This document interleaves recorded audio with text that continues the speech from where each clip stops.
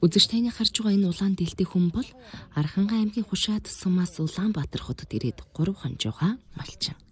Тэрээр анхныхаа зээг хүлээж төр хэмлэгт байж ятан баярлаж тогтолцоогаа өвөө юм а.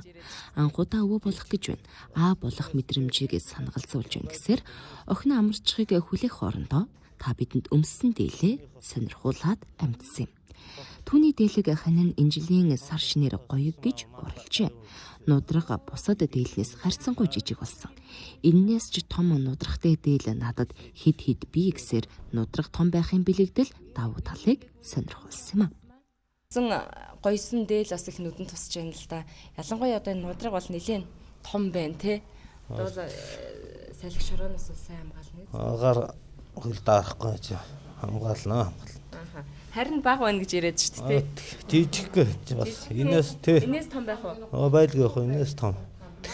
Харин хоньны хот гэж. Хоньны хот. Том багцсан мал ариун өсч байх гээд бидэг наа. Нудрагыг эргүүлээд харуултаа.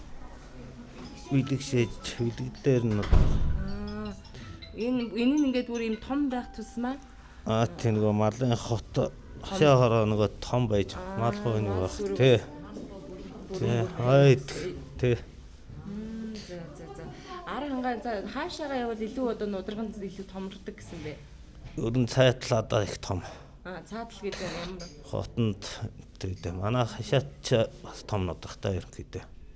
Энэ дашрамд хэлэхэд энэ алдартай уяач болсон Говь Сүмбэр аймгийн уяач бас Дөржин Баттгс гэж хамаатанда баяр үргэж мэдлэгээ төвшилж байна.